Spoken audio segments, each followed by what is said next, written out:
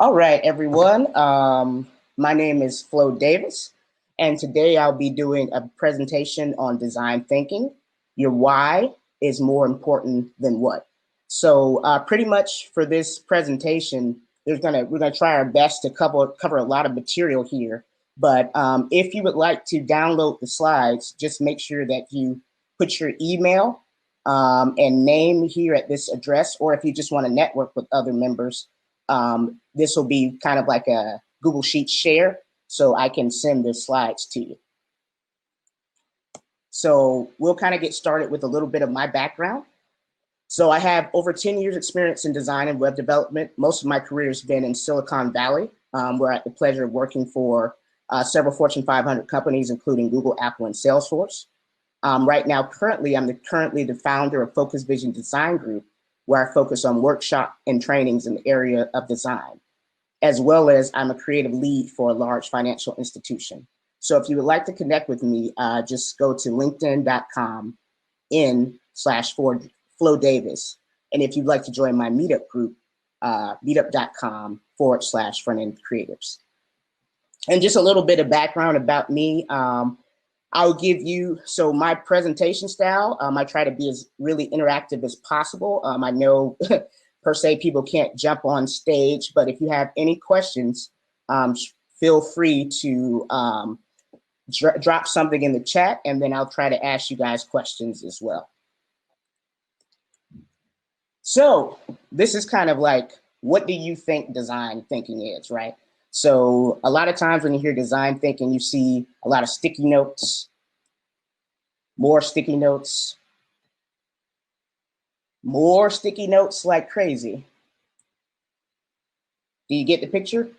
It's okay if it doesn't matter. That's pretty much the wrong impression of design thinking if you think it's just a bunch of sticky notes.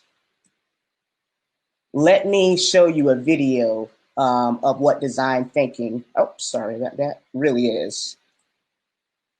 Oh, so in this, let me see if, I apologize that Google Slides doesn't show the video here. Let's see if I could bring a video over to you guys so you can kind of see what design thinking is.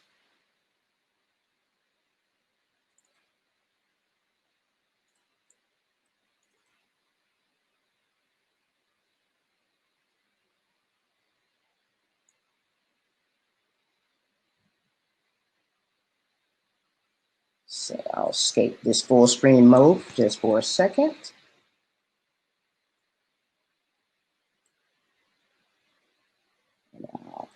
So this is really what a true product of design thinking is.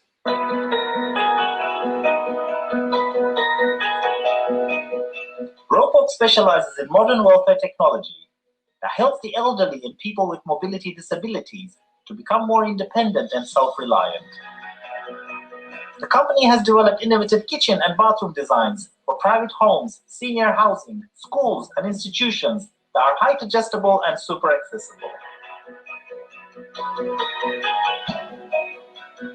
Robox Kitchen Solutions construct upper cabinets that are height adjustable either manually or electrically. These can also move out from the wall to have a closer proximity to the user, or stay in place where only the shelves are height adjustable. A kitchen countertop can also be mounted on a lifting system. You can even choose a kitchen from a regular kitchen supplier and mount the lifting systems to create a disability-friendly kitchen.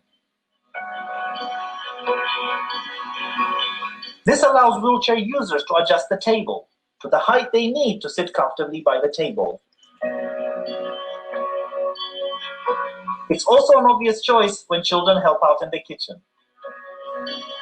The Robox Kitchen Solutions make the users more independent and self-reliant in the kitchen due to the adjustment possibilities.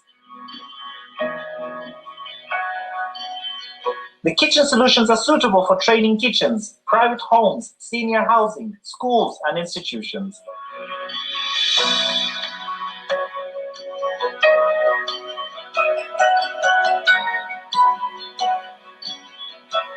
Robox's bathroom solutions offer a design that's flexible, functional, stable, and ergonomic.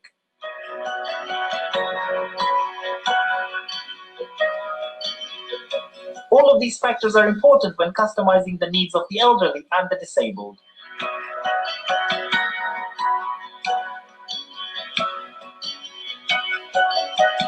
With easy-to-reach and maneuver wash basins, grab rails, shower seats, toilet lifters, support arms, and nursing benches within an individual's range, the user can have a better quality of life. Robox provides two types of height-adjustable wash basins, the swing wash basin and the support wash basin. The swing wash basins are ideal for wheelchair users and walking impaired people, as they can use the wash basin while seated to prevent fall injuries. The support wash basin is solid and especially suitable for walking impaired people. If someone uses the wash basin in combination with the shower seat and toilet support arms, they can get great support and can be easily seated in daily bathroom situations. Robox bathrooms make the elderly and people with mobility disabilities more independent. That means they can get assisted aids that make it easier to wash their hands, use the toilet, and take a bath. The need for help from nursing assistants is also reduced, and the caregivers get more time for other tasks. That's all for today, and if it's your first time here, make sure to follow or subscribe. I'll see you again very, very soon. Awesome, awesome. So that sums up what the design thinking really is all about. And this is one of innovative products for design thinking. I'm going to go back just a second. So I see a lot of people asked about the Google Sheets. So I'm going to drop this in the chat really quickly. So you just sign here and just put your name, email, LinkedIn, and we'll definitely get the slides to you.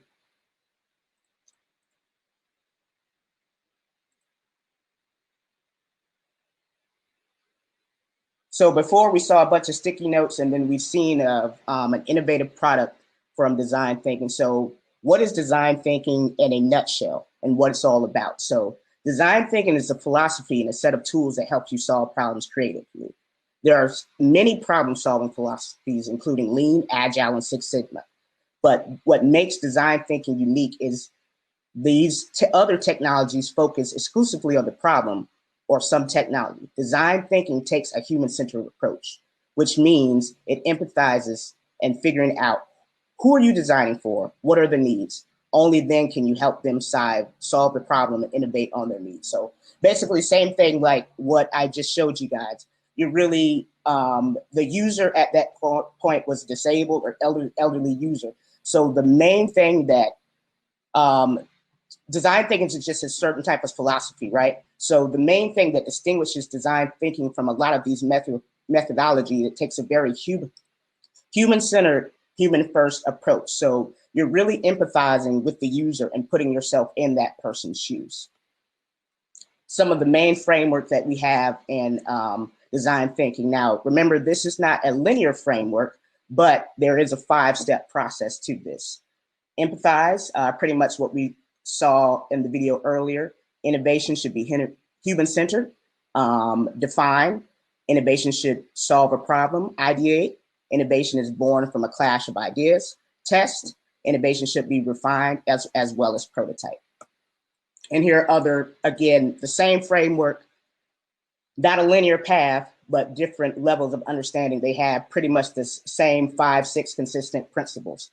Implement, put the vision into effect. Empathize, conduct research. Develop an understanding of the users. Define, combine all your research and observe where a problem exists. Ideate, generate a range of crazy creative ideas. Prototype, build real and tactile representation, as well as test. So test is also major, getting that real feedback from your users. And last, we're going to kind of drill this into your head, right? So again, 1, empathy, understanding the user's problems. 2, define the problem concretely. 3, ideate, come up with multiple solutions. One example might be a design sprint. 4, prototype. And 5, test with real users.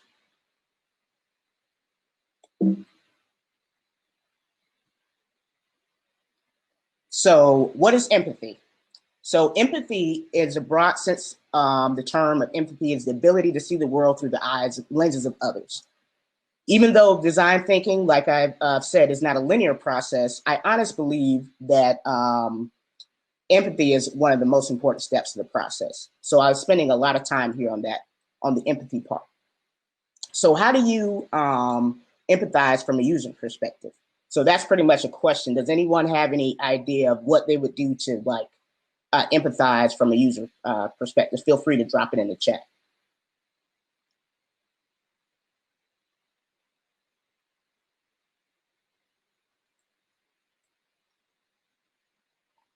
Oh yeah, role playing. That's really good. Put yourself in someone else's shoes. Okay.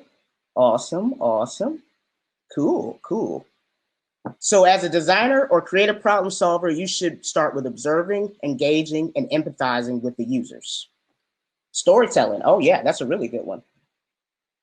Put yourself in their place from their view. Correct. Correct. Awesome. Awesome. You guys are awesome. Find a diverse test group to ask questions. So this is kind of a trick question. And then I didn't explain the difference between empathy and sympathy, but I'm gonna take a time out and see if anyone can kind of get it. And then I'll give you guys a real world example of empathy versus sympathy. But I wanna see like where your minds are going so far. So drop in the chat the difference between empathy and sympathy. Let's see what we have here.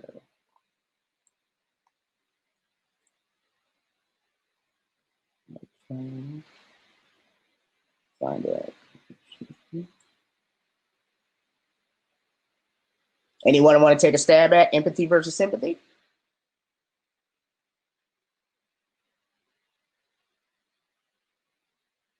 All right. Well, I'll give you guys an example. Oh, empathy is feeling for them. Trying to Google, no Googling. Use your brain, Mike.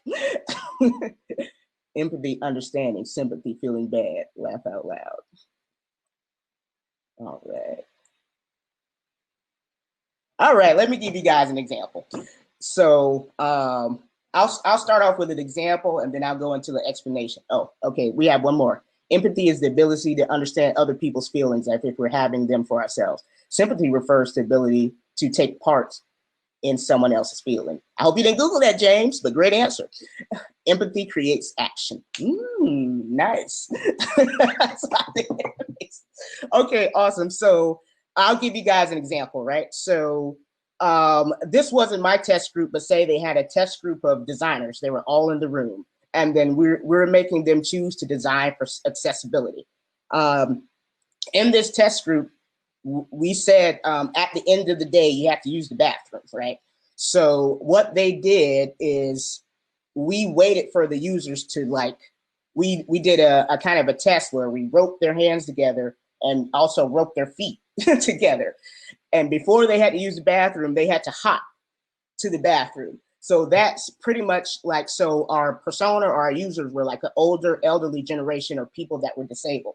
So their experience as a designer was completely different from, okay, I'm just getting up using the bathroom, and to the person where they're actually feeling pretty much kind of piggybacking off what James was saying, feeling the empathetic for the user. So sympathy, I feel sorry for you, I understand, but empathy, I really, as many ways I can, I put myself in that situation, and being hindered in that situation creates you to do better design decisions, also make better problem solving decisions from being that place of an empathetic user.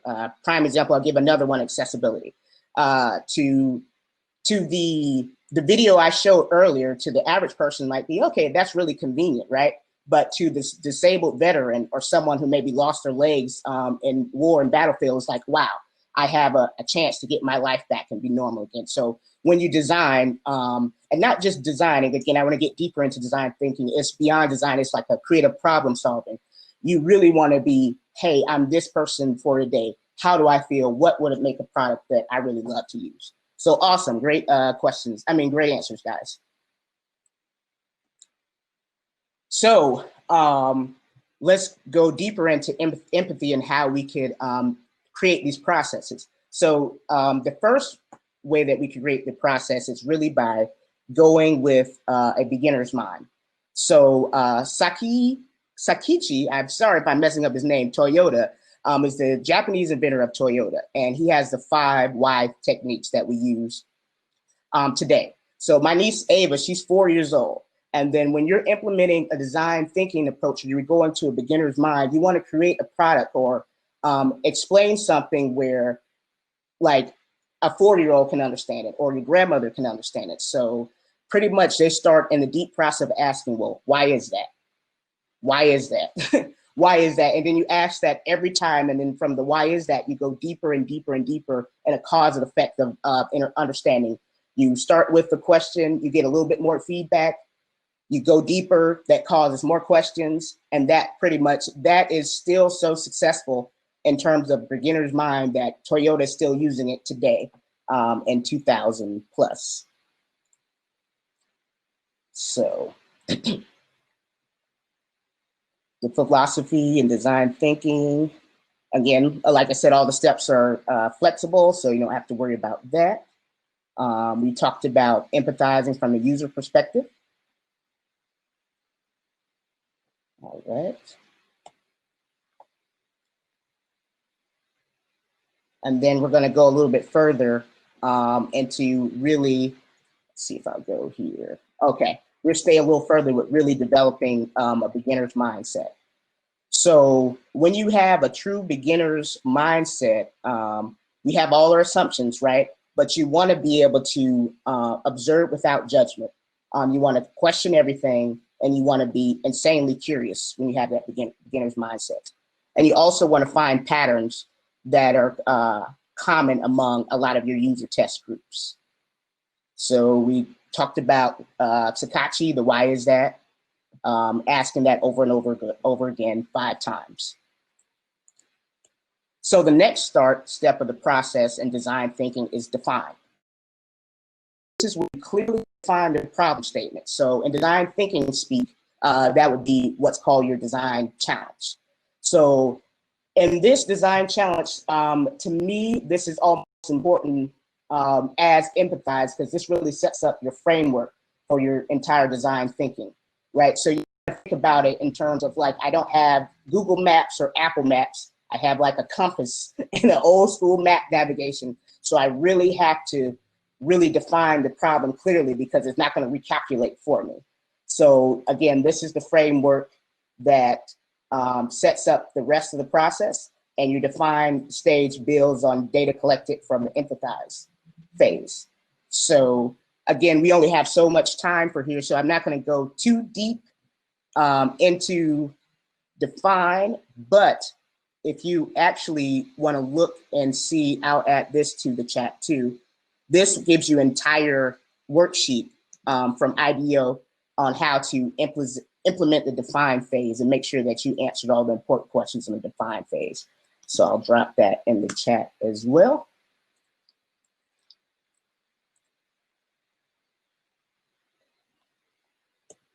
And then going more deeply into define, okay, write your design challenge down, keep it short and sweet. Try to make it one sentence as possible. Make sure you align your impact goals with it. And then there's also an impact worksheet that we have a link. Define who your audience is. That's building on your persona. A lot of that should have been defined in your empathize phase. Review your info and make sure the design questions feel right. And framing the right design challenge is the key to arriving at a good solution. All right, problem statement. Now, once you get here, this is how you know when your problem statement for the business case user or for the designers, your design challenge is completed. You have to be able to clearly articulate and answer these questions. You should be able to clearly answer, what are we trying to solve? For whom are we trying to solve? What different ways can we approach solving this problem? How can we act on it? If you can't answer those questions, you need to go back to the drawing board. And I'll pause just for a second, Anyone have any questions? I understand like you can't video, but anything in the chat, feel free to pause and stop me at any time if you have any questions at all. Check it here. All right, I'll keep going. So further ways kind of to define, and this you can screenshot, and again, also save your Google Sheets, Gmail, and I could, or not Gmail, but whatever your email address, and I could send out these. But this is, again, further things for you kind of to research. Affinity diagrams, empathy maps, the 5 ways, space saturation, the 4 W's, group and space separation. Okay, simply the best. Yeah, so there's a link that is a little bit earlier in the chat, Matthew. If you put your email address on that Google Sheet, we could pretty much, I'm gonna send out all the, I'm gonna send out this PowerPoint to everyone. So that'll be a little bit easier so I can keep everyone in the same framework.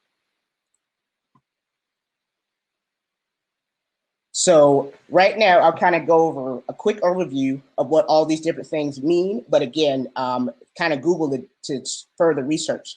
The main point of this is what I really wanted you all to get and understand, that design thinking is really a mindset that you have to have. And these different strategies or tactics are things you can implement it. So my last talk was, per se, last year at Startup Week, my friends gave one on design sprint. Design sprint is a tactic that you could use in terms of design thinking. So it's really about a type of mindset and a certain way of thinking that causes you to ask impactful questions that can really help you create innovative products. And again, I want to make this clear, this is not limited to designers. This is product owner, developers, businesses, anyone who wants to create innovative products.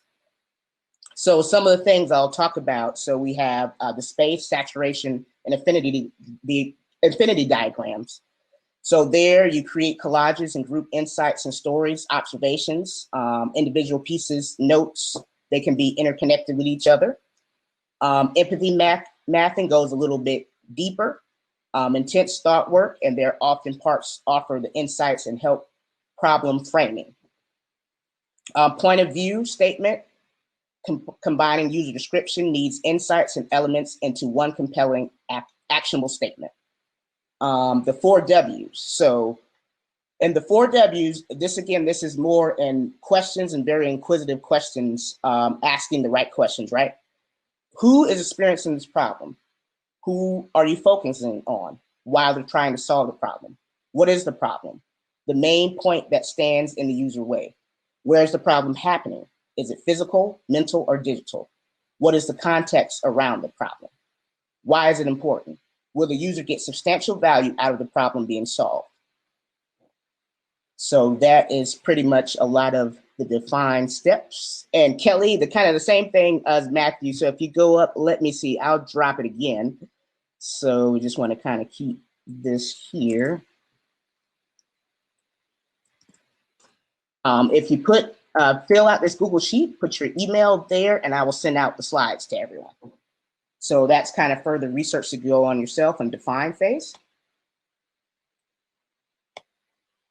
The next step is ideate. So I almost kind of hate this statement because I'm a very quality person, but the reality is when you're ideating, you want to choose quantity over quality. So you're just throwing out as many ideas as possible. So this is where you're seeing all those, a lot of those sticky notes, and every time you're seeing design, you think all designers do with sticky notes, but it's really just brainstorming, getting ideas, looking for patterns, breaking out as much as possible, sketching, brainstorming, body storming. That goes into what someone, I can't recall who it was earlier, was saying, actually putting yourself in the user's shoes. So you're doing really active storytelling. So I love ideation as a first step. Well, I mean, yeah, I guess, Mike, but you gotta, I like empathy because you might want something, but that might not be what the user needs. So, very project management. You know, I love it. Yes, ma'am. So sometimes we think the user wants a product, but I think empathy is most important because we're designing their product, not what we want, you know, even though we're designers, Mike. I get what you're saying though, but this is a very brainstorming is a very, very fun process. And then after you brainstorm, the next step after we did all of this is where you prototype and test. So prototyping is a really cheap way to test out if your solutions work. Keep in mind, again, being a designer or a business person, right? I know we're attached to our ideas, but what you have to understand is someone's rebuttals are equally as important, if not more important, than just the validation of their ideas. So you have to take all that in account and take it back to the entire design thinking process if they're really giving you actionable rebuttals. And usually, another thing that's different for designers, a lot of times they don't recommend high fidelity prototypes because you go fast, but if you're implementing the design thinking process, you want to do high fidelity prototypes because you want your user, your end user, to be realistic and connected to the application as much as possible. So you want to really shoot for high fidelity prototypes at this juncture. So when you're prototyping, let's continue. So again, we can't go too far off, but we can't go too off with the other way either, right? So some of the main things you want to look at this kind of Venn diagram, you want to make sure it's feasible, it's viable, and it's desirable. So it's kind of like walking a tightrope. You want to have that delicate balance, right? You don't want to go so far and you're thinking about React and the back end or all this stuff, but you don't want to go so on the other end and be too loose where you have kind of like a written out sketch prototype, because the people won't know how to really interact with your app or your product. And again, I'm speaking so much in terms of technology, but giving them something, it doesn't per se have to be an app or a website. Design thinking, for the people that may have came on later, this is the methodology and it's a mindset. So it's really built for innovation of products. So if you're doing it in terms of the digital world,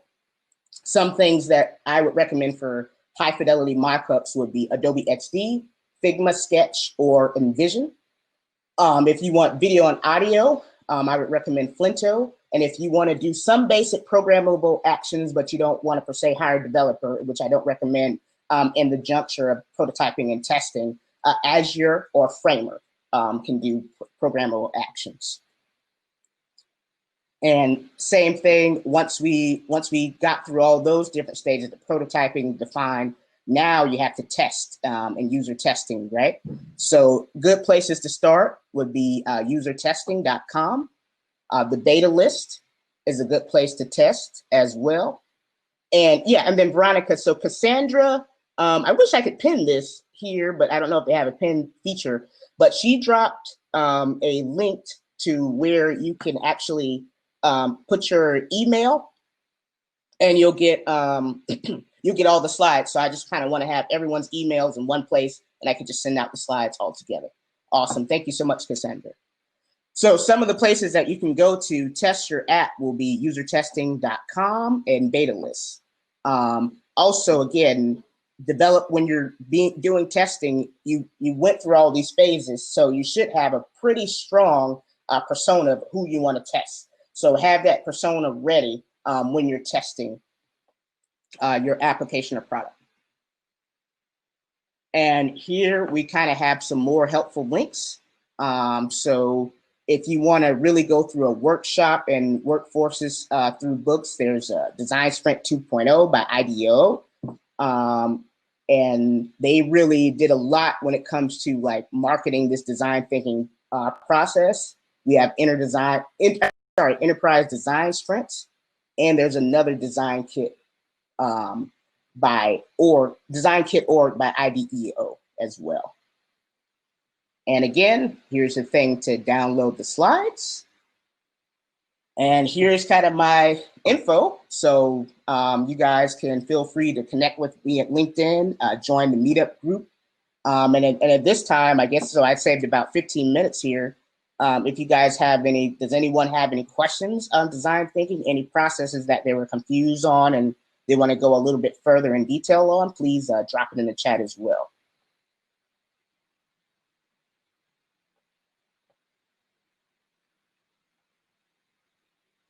Oh, awesome. Thanks, Pete. Oh, awesome. Awesome. Yeah, like I said, it's a lot of information, so I really can do a talk on each one. But I think the most important thing is like you guys knowing the mindset and the process, because again, empathize is the most important thing. That's what really stands out design thinking from lean, agile, and all these other methodologies. That it's a user first, human centered approach. And again, you could look and search for things like affinity maps or how to run a design sprint, the sticky notes, all that good stuff. But the main gist of it is looking in the frames of the user and also validating your product with tests, because a lot of times we have products that people don't need. We think they need it, but the best way to validate is to test it and start that process all over again.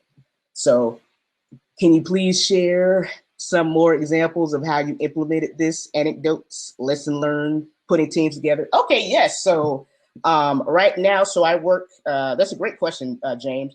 Right now, besides my business, I'm a lead developer and designer at a financial services institution. So two of our campaigns, we actually introduced this design thinking process. So Wealth and Transition, that's actually our award-winning campaign, and we're actually doing a little bit more awards for that. And we also did one for harness volatility. So they're talking about in terms of stocks and stuff. So it's hard to really make a financial institution exciting, but we did. So with that, we did the affinity mapping process as well as notes and user testing and research. So designers, business managers, directors, financial writers, they all got in a room, and we started with kind of like the harness volatility. And then one thing when you're implementing these processes, what I like about this is when I do it in a way where the hippo, right? So the hippo is like the highest person in the room, highest paid person in the room, or the lead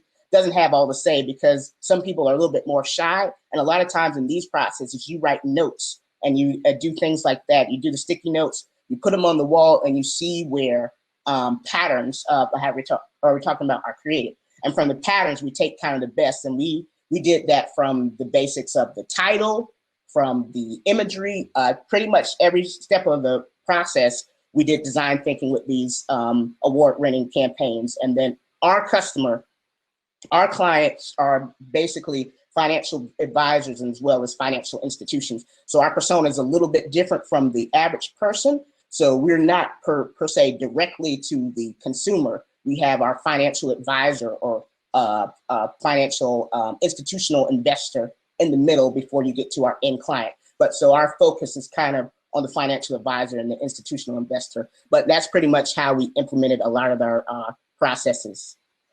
Okay, any design insights on productized services, how to sell services versus goods online with one click?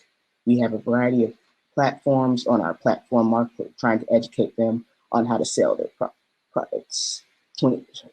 So I pretty much don't have the way that I think. I don't the pricing. So I have another person that's going to be talking Wednesday, and he might still be on this call. Mike B goes, make sure you're there Wednesday at 10 a.m. storytelling for your business. Yep, he's still there. So, but I'll just let you know kind of how I price, right? So I price per se based on a value. And I think I'm not going to give way too much of his presentation, but he'll kind of go deeper into value-based pricing, because depending on, that's when you get there asking a lot of these imperative or these thoughtful questions is what really makes you an expert in terms of how you price things, right? So sometimes you can price per hour, sometimes you can price per service, but it really depends on who is your client and what's the goal for them. So it gets into deeper, like what is the story of the brand and what they're really trying to achieve. So when it comes to pricing, it really is thoughtful questions and really understanding your client's business, and each client is really different. So yes, same thing Mike is saying, value, firm fix, or delivery-based pricing. So yeah, it just depends. So I don't do a flat out price and fee. It really depends. It really depends on the client's needs and the client's story. And Michael We'll get deep into that. He has a whole presentation about storytelling and stuff on your business, and that's his lane. So feedback. So make sure you're here 10 a.m. Wednesday. Check out Mike's presentation. Awesome. So that I think I'm all talked out. Thank you all for coming and hanging out with me for this. And I'll be excited to see you on the next sessions.